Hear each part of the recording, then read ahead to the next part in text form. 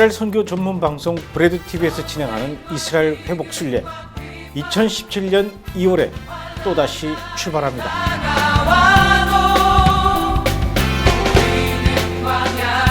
지난 4년간 매번 봄과 가을에 진행하면서 그동안 많은 경험과 노하우를 축적해오며 이제는 명실상부한 명품 이스라엘 회복 순례로 자리매김을 해온 브레드TV의 이스라엘 회복 순례에 여러분을 초대합니다. 우선 2017년 2월 1일부터 9일까지 진행하는 올리브 코스는 이스라엘을 처음 방문하는 분들을 위한 코스로 예수님이 태어나신 베들레헴과 예수님이 40일 동안 금식 기도하셨던 유대광야, 예수님의 품속과도 같은 사역지 갈릴리 호수, 그리고 예수님의 거친 숨소리가 배어있는 예루살렘의 감람산 비아돌로로사, 이런 기본적인 성지도 방문하지만 그것보다도 더 중요한 것은 현재 하나님께서 이스라엘을 통해 어떤 일들을 하고 계신지 확인하는 시간을 가지려고 합니다. 제가 만든 영화 회복의 주인공인 데이빗 오르티즈 목사님 가정 방문과 메시아닉주 교회를 방문하여 이스라엘에서 예수를 믿는다는 것이 얼마나 힘든 일인지 그들에게서 직접 듣고 그들의 손을 잡고 위로하는 시간을 갖는 아주 특별한 시간을 가지려고 합니다. 매일 아침마다 이스라엘에 관한 강의를 진행하고 또 매일매일 그 현장에서도 특별 강의를 진행하면서 뜨거운 감동과 은혜의 시간이 될 것입니다.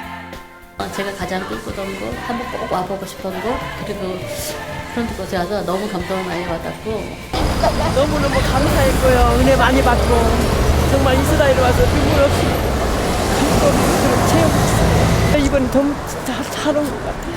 이스라엘을 이미 한번 다녀왔거나 좀 더 색다른 이스라엘에서의 경험을 기대하는 분들을 위해 마련한 무화과 코스는 2월 15일부터 23일까지 진행됩니다. 무화과 코스에서도 역시 기본적인 성지를 방문하기도 하지만 좀 더 이스라엘의 깊숙한 곳을 들여다보기 위해 유대인들이 자주 찾는 재래시장을 방문하여 그들의 삶의 모습을 이해하고 예루살렘과 텔아비브의 24시간 기도타워를 방문하여 뜨겁게 이스라엘을 위해서 기도하는 시간을 가지려고 합니다. 뿐만 아니라 네게브 사막의 베두인 텐트에서 하룻밤을 보내며 모닥불을 피워놓고 메시아닉 목사님의 설교와 메시아닉 찬양 가수의 찬양을 듣고 사막의 별을 올려다보는 아주 감동적인 시간을 가지려고 합니다. 특히 이스라엘 회복 순례가 진행되는 내년 2월은 이스라엘에서 꽃이 만발하는 가장 아름답고 가장 여행하기 좋은 시기라고 할 수 있습니다. 이미 수년간 여러 차례 진행해온 프로그램이라 저희는 이스라엘로 언제 가야 하는지, 그리고 어떻게 무엇을 보고 경험하며 어떤 시간을 보내는 것이 우리에게나 이스라엘에게나 서로 좋은 시간이 될 것인지 잘 알고 있습니다. 이번에도 역시 그 경험과 노하우를 최대한 활용하려고 합니다. 뿐만 아니라 마음은 간절하고 꼭 가고 싶지만 여행 비용 때문에 고민하고 망설이는 분들을 위해서 하나님께서 정말 귀한 분들을 만나게 해 주셨습니다. 저희 브레드TV가 춘천 신협과 업무 협약을 맺어서 여러분의 여행 비용을 1년에서 최장 3년까지 나눠서 아주 적은 비용으로 변제해 나갈 수 있게 되었습니다. 물론 이자도 다른 곳에선 상상할 수 없을 만큼의 적은 금액이죠. 춘천 신협이 이렇게 저희와 업무 협약을 하는 데에는 그만큼 저희 브레드TV를 믿고 신뢰하기 때문입니다. 그러니 이제 여러분은 당장 큰 돈이 없다 하더라도 부담 없이 저희와 함께 이스라엘로 떠날 수 있게 된 것입니다. 여러분, 이제 그만큼 이스라엘은 여러분 앞에 훨씬 더 가깝게 다가왔습니다. 그리고 여러분을 기다리는 이스라엘의 문은 활짝 열려 있습니다. 저는 여러분께 정말 자신 있게 말씀드릴 수 있습니다. 여러분이 이스라엘에 직접 가서 그 땅을 밟아보고 그들을 만나보고 그 현장에서 기도하는 일들은 여러분의 신앙생활에서 가장 소중하고 의미 있는 시간들이 될 것입니다. 그리고 그런 시간이 될 수 있도록 저와 브레드TV는 최선을 다해 준비하겠습니다. 무조건 이스라엘만 가는 것이 중요한 것이 아닙니다. 가서 무엇을 보느냐, 누구를 만나느냐가 중요한 것이죠. 그리고 더 중요한 것은 누구와 함께 가느냐가 중요합니다. 여러분, 저와 함께 이스라엘로 가시죠. 제가 여러분을 하나님께서 약속하신 땅 이스라엘로 안내하겠습니다.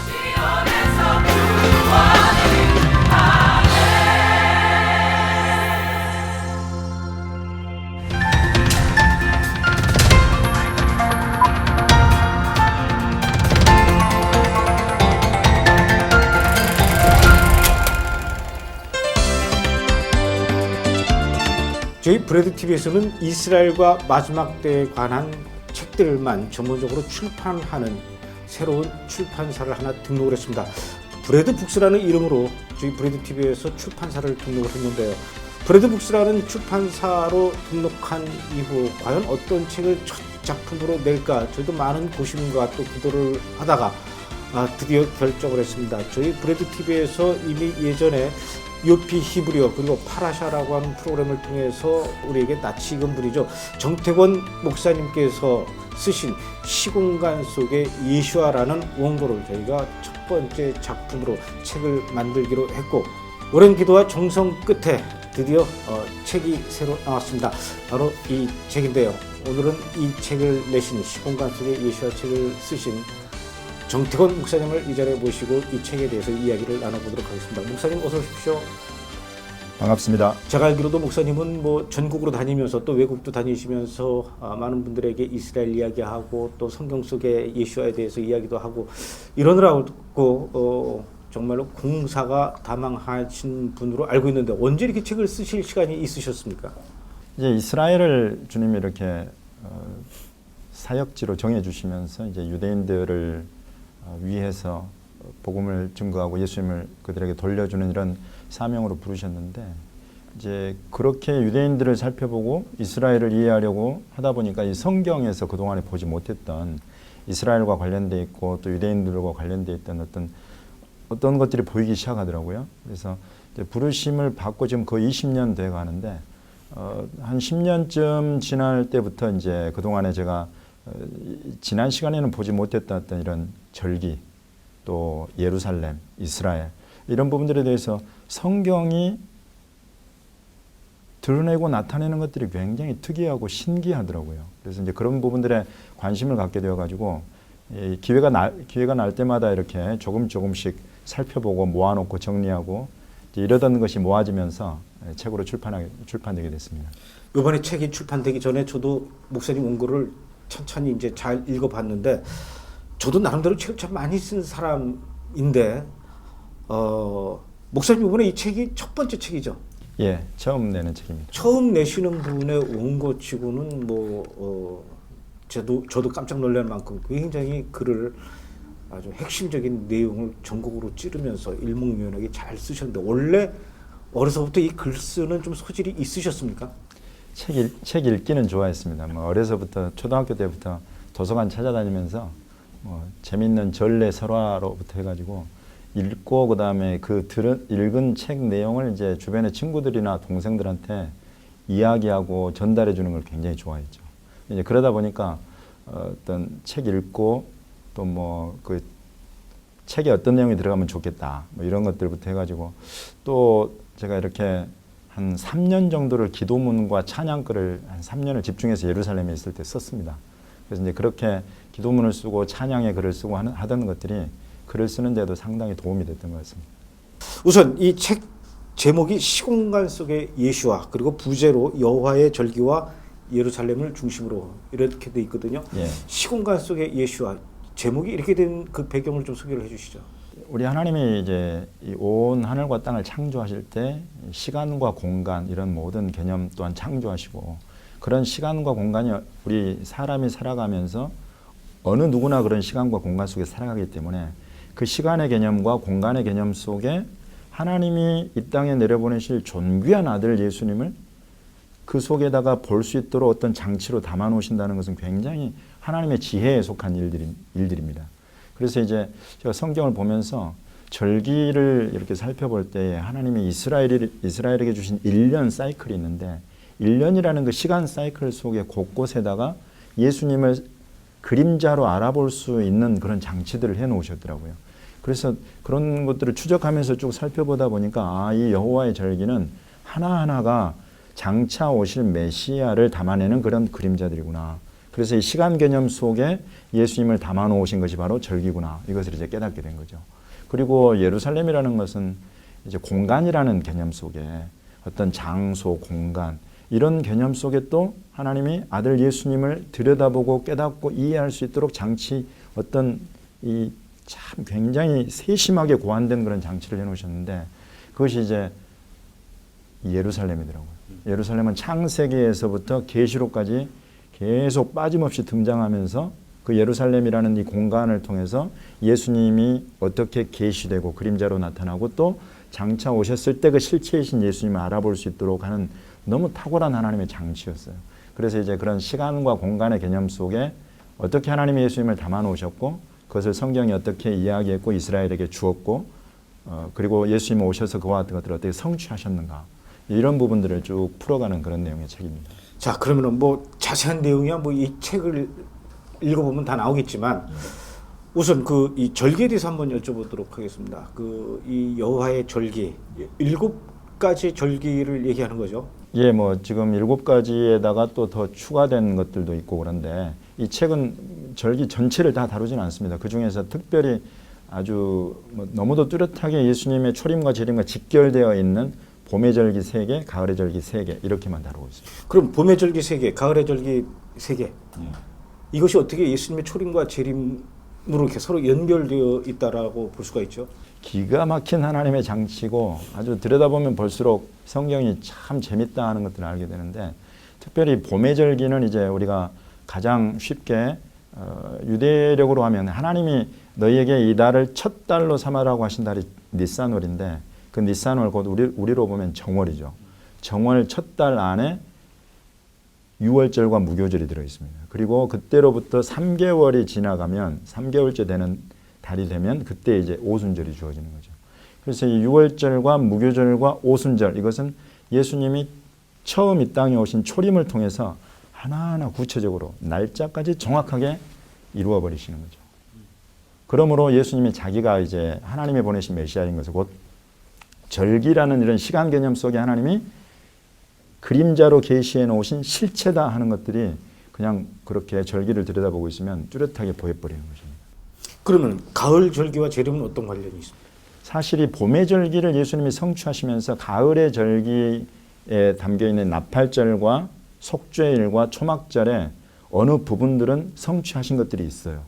근데 이제 그와 같은 부분들은 우리 그 하나님 나라 개념에서도 already not yet 이미 임한 하나님 나라 그렇지만 아직 또 오지 않은 하나님 나라 이런 개념이 있는데 그런 개념들을 풀어내시는 그런 예수님의 초림의 사역을 통해서 가을의 절기도 어느 부분은 이루어졌지만 아직 완전하게 성취되지 않은 부분적으로는 아직 성취가 남아있는 그런 부분들이 가을의 절기에 있습니다.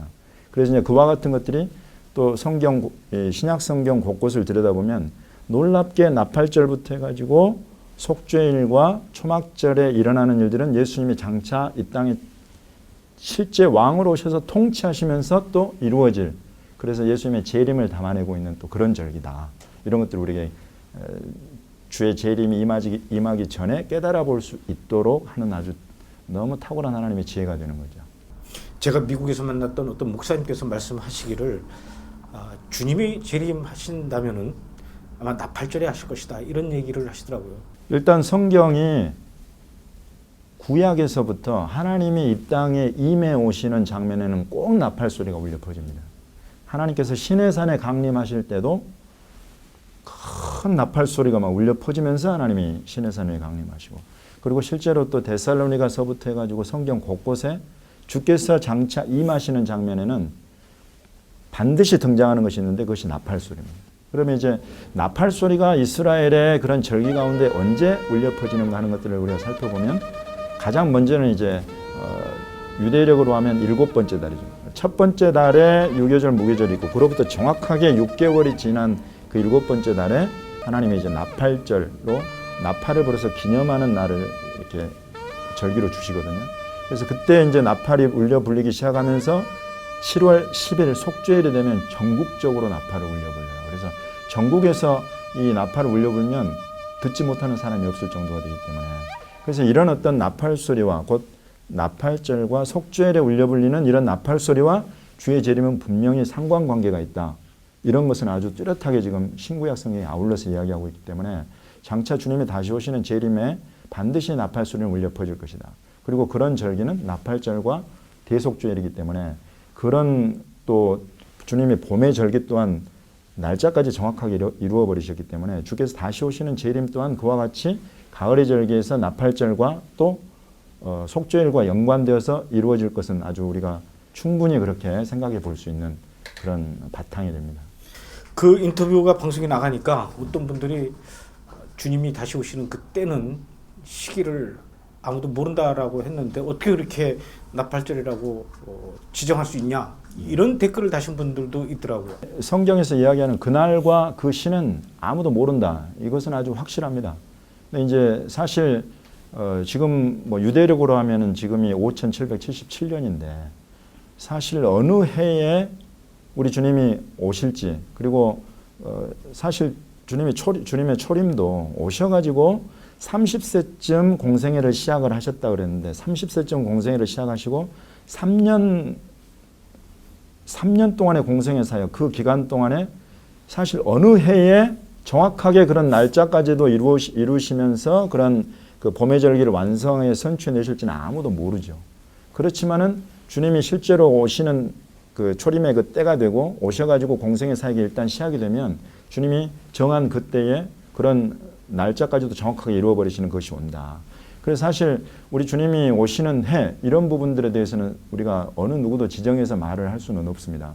그렇지만 주님이 일단 재림하시는 때가 되면 주님은 분명히 봄의 절기를 이루셨듯이 가을의 절기 또한 그런 나팔절과 속죄일에 이루어지겠다고 한 말씀한 그와 같은 것들을 반드시 완성해 내실 것이다.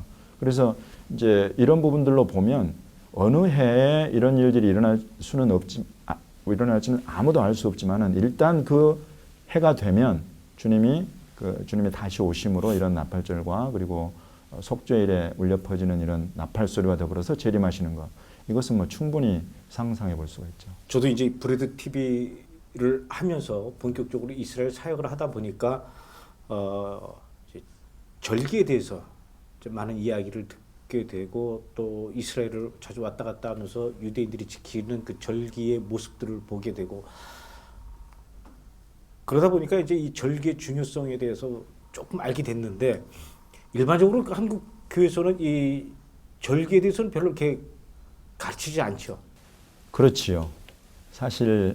그래서 사실 이 책이 나올 수가 있었던 것인데, 만약에 우리 교회가 성경에서 이스라엘에게 주신 그런 절기처럼 유대력을 바탕으로 해가지고 1년 사이클 안에서 그런 절기 순환 사이클 안에서 어떤 교회 절기 어떤 행사 이와 같은 일들을 쭉 했으면 사실 성경의 절기 속에서 예수님을 들여다보는 것이 굉장히 쉬웠을 것입니다.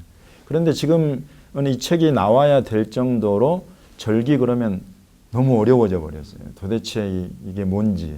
그 이유는 뭐냐면 간단합니다. 달력 하나를 버려버리기 때문에 그러면 유대력이라는 이런 주이시 캘린더를 우리가 이 성경의 절기는 유대력에 바탕한 거거든요. 그런데 이 유대력을 버려버리면 그 유대력에 바탕한 그런 절기 사이클, 순환 사이클은 우리 앞에서 이게 가려져 버려요. 이 313년에 콘스탄틴 대제가 니케아 공의회를 통해서 유대력을 버리고 교회력을 새롭게 이렇게 도입을 합니다. 그러면서 절기를 지키는 날짜 또한 다 변해버려요. 가령 예를 들어서 지금 부활절, 그러면 이제 이 책을 통해서 보시면 아시겠지만은 부활절은 너무 쉽게 6월절로부터 사흘째 되는 날입니다. 그래서 사도 바울이 성경대로 그리스도께서 장사 지낸 바 되셨다가 사흘 만에 부활하셨다, 이와 같은 것들이 전부 다 그와 같은 것들을 바로 숫자로도 그렇게 날짜로도 계산해서 보여주는 건데, 오늘날 부활절은 교회력에 의하면 굉장히 이제 까다로워진 것이 춘분 후에 첫 번째 보름달이 뜬 다음에 오는 첫 번째 주일, 이것이 부활주일인 거예요. 그러니 도대체 춘분은 언제 오는 것이며 춘분 이후에 보름달은 또 언제 뜨는 것이며 이와 같은 것들을 다 보아야 되기 때문에 어려워져 버리는 거, 날짜가. 그래서 부활주일 유대력을 지키는데 부활절 자체가 그냥 해마다 이렇게 바뀌면서 어려워져요. 근데 유대력에 딱 바탕에 있으면, 그리고 유대력을 만약에 교회가 그대로 도입을 해서 살리고 있었으면 6월절 딱 니산월 14일 그리고 15일은 안식일, 이 무교절 절기 안식일입니다. 그리고 그 다음 날 안식 후 첫날, 이날이 바로 부활절인 거예요. 그래서 너무 쉬웠을 텐데 이런 부분들이 사라져 버리니까, 유대력이 없어져 버리니까 오늘날 교회 안에서 이런 절기 이야기를 하는 것은 마치 다른 세상 이야기를 하는 것처럼 그렇게 이해하기 어려운 것이 되어버렸습니다.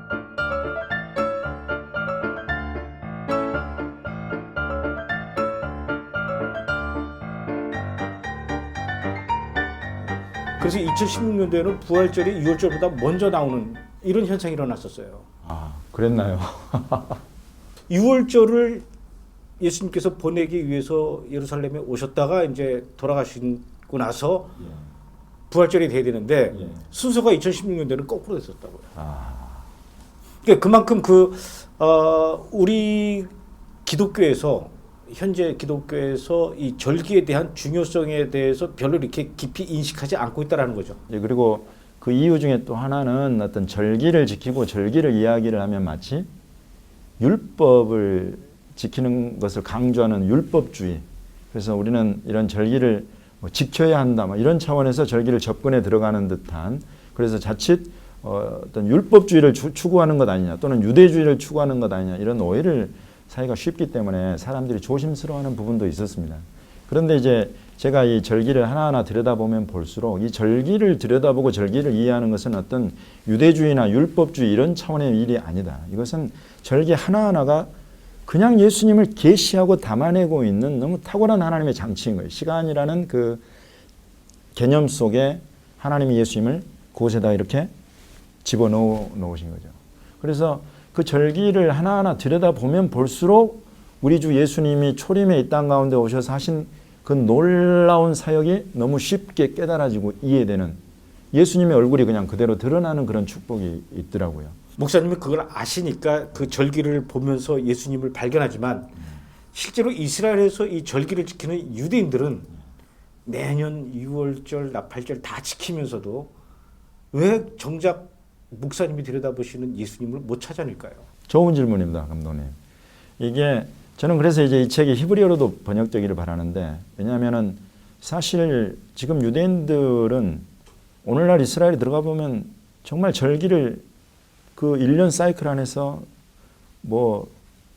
마치 우리가 설 명절, 추석 명절 이럴 때 굉장히 그런 가족 간의 만남과 또 어떤 막 수시간을 걸쳐서라도 고향으로 찾아가는 이런 기쁨들, 기대, 이와 같은 것들 이상으로 이 사람들의 삶 가운데 아주 밀접한 휴가철이고, 또 정말 가족 간의 패밀리 미팅이 일어나고, 또 멀리 디아스포라로 흩어져 있는 유대인들은 이스라엘로 올라가가지고 그곳에서 어떤 자기가 믿고 따른 그런 하나님, 이스라엘의 하나님을 찾고 구하는 이런 아주 너무 어떤 영적이고 또 가족 중심적이고 또 삶에 굉장히 친근한 이런 어떤 형태인데, 그 속에서 오늘날까지도 사실 하나님이 그들의 눈과 마음과 귀를 닫아 놓으셔서 예수님이라는 그 절기의 주인공 그 한 분을 알아보지 못함으로 인해서 그 유대인들 가운데 나타나는 그런 너무 안타까운 오늘날 이스라엘의 그런 절기 지키는 모습들을 제가 이스라엘 현장에서 직접 봤거든요. 그래서 그런 모습 하나하나도 제가 이 책 안에 많이 담으려고 애를 썼습니다.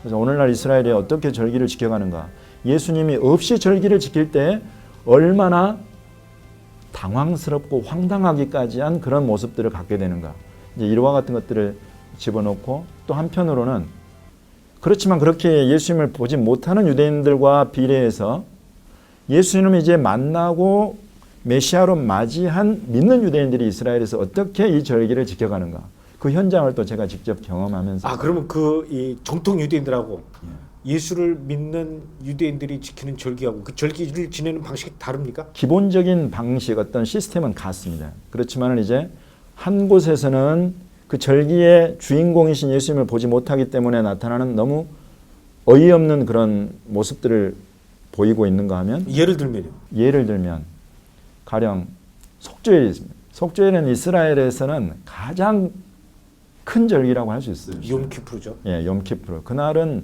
성경에서도 이날은 너에게 안식일 중에 안식일이다.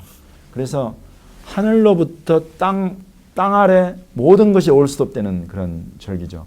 그래서 뭐 아무리 17선이 넘어가는 도로에서도 자동차 한 대를 발견해 볼 수 없고 하늘의 비행기도 스탑되고 기차, 뭐 택시 모든 것이 스탑되는 그런 상황인데 이제 그 절기를 맞이하는 이 유대인들의 모습을 보면 그렇게 온 이스라엘의 죄를 속하는 그런 것을 기념하는 절기가 실은 속죄일인데 이제 성전이 사라지고 성전에 그런 속죄 제사를 드릴 길들이 막혀버렸기 때문에 유대인들이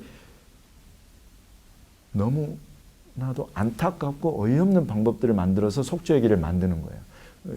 예를 들어서 제가 이렇게 슈퍼마켓 앞을 지나가면 이제 속죄일 전에 속죄를 준비할 때 피디온 카파로 이러면서 많은 사람들이 이렇게 부르는 정통파 유대인들의 소리를 들을 수 있습니다.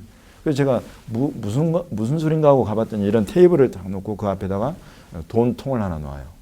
돈통을 놓고 돈을 넣으라는 거예요. 얼마를 넣어야 되냐면 18셰켈을 넣으라는 거예요. 18셰켈을 넣으면 어떻게 되냐 그랬더니 18셰켈을 여기다 넣으면 자기가 기도문을 읽어준다는 거예요. 죄가 사함받는 기도문을 읽어준다는 거예요. 그래서 속전을 넣고 속죄 기도문을 읽으면 네 1년 동안의 모든 죄가 없어진다. 18세킬이면 한 5천 원 정도 되는 거죠, 우리나라 돈. 그렇죠. 5, 6천 원 되는 거죠. 예. 5천 원의 죄가 다 사함 받는다는 얘기예요. 이게 말이 됩니까? 우리는 어려서부터 돈으로도 못 가요. 하나님 맞습니다. 나라 이런 복음성가 동요 같은 이걸 배우면서 돈으로 갈 수 있는 나라가 아니다. 하나님의 나라는 오직 예수 그리스도의 십자가 보혈로 들어가는 나라다. 이걸 너무 확실하게 배우고 알고 있는데 그걸 인정치 못하고 보지 못하고 눈이 가려있는 유대인들은 이렇게 다른 방법의 다른 길들을 만들어내더란 말이에요. 이것은 아주 그 여러 가지 일들 중에 한 가지 예일 뿐입니다. 아주 안타깝고 정말 당황스럽기까지 한 그런 방법들을 만들어내요. 그러면 예수를 믿는 유대인들이 보내는 대속죄일 어떻게 보내나요? 이때 믿는 유대인들은 모여서 6월절 어린 양으로 하나님 앞에 산제물로 드리시면서 단 한 번의 제사로 이런 속죄일에 필요한 모든 제사까지 완성해서 이루어버리신 그 예수님을 예배하면서 모이는 거죠. 그 커뮤니티 우리가 케일라라고 부르는데 커뮤니티 철치 이런 개념입니다. 그래서 그런데 모여가지고 함께 바로 그 속죄일의 주님이요 또 속죄일의 희생제물로 드려지신 예수님을 예배하고 기념하고 그런 모습을 갖는 분들이 믿는 유대인 분들입니다. 굉장히 다른 거죠. 그러면 이렇게 목사님처럼 여호와의 절기를 들여다보면서 예수님을 발견하고 이렇게 관심을 갖고 들여다보고 공부하는 건 좋은데 우리가 이 절기를 꼭 지켜야 됩니까? 성경은 뚜렷하게 이야기를 합니다. 절기를 지켜야 너희가 구원받는다. 이건 말도 안 되는 소리예요. 너희가 이 절기를 다 지켜야 의로워진다. 말도 안 되는 소리입니다. 우리가 의로워지고 구원에 이른 유일한 길은 예수 그리스도로 말미암아 하나님이 우리에게 열어주신 새롭고 산 길 단 하나의 길입니다.